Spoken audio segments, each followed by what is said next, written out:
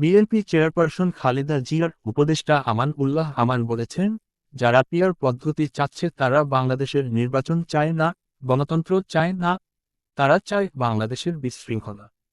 মঙ্গলবার সাভারের ভাকুরতা ইউনিয়নে এক জনসভায় সাংবাদিকদের সাথে আলাপকালে তিনি এ মন্তব্য করেন। এ সময় তিনি আরও বলেন, অন্তর্বর্তী সরকারের প্রধান উপদেষ্টার ঘোষণা অনুযায়ী আগামী ফেব্রুয়ারিতে যথাসময়ে সুষ্ঠু ও নিরপেক্ষভাবে ত্রয়োদশ জাতীয় সংসদ নির্বাচনের আয়োজন করবে। সেই নির্বাচনে বিএনপি ক্ষমতায় যাবে এবং নির্বাচন ঠেকানোর ক্ষমতা কারো নাই। এর আগে বিকেলে সাভারের ভাকুরতা ইউনিয়নের ফিরিঙ্গিকান্দা এলাকায় ভাকুরতা ইউনিয়ন বিএনপি উদ্যোগে আয়োজিত এক সমাবেশে যোগ দিয়ে প্রধান অতিথির বক্তব্যে আমান উল্লাহ আমান বলেন, শেখ হাসিনা পালায় না বললেও একদিনে 14 গোষ্ঠী সহ ভারতে পালিয়ে গেছে। তারা বিএনপি নেতা কর্মীদের নামে মিথ্যা মামলা দিয়ে অনেক হয়রানি করেছে।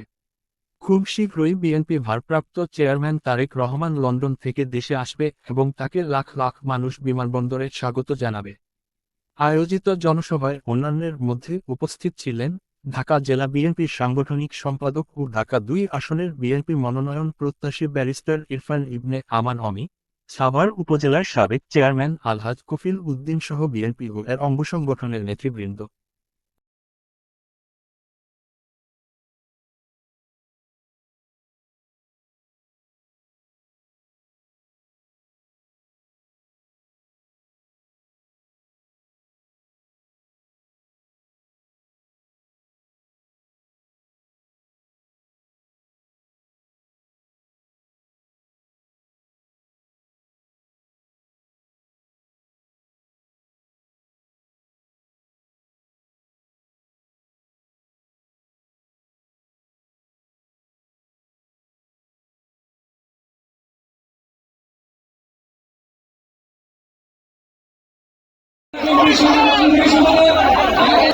Thank you.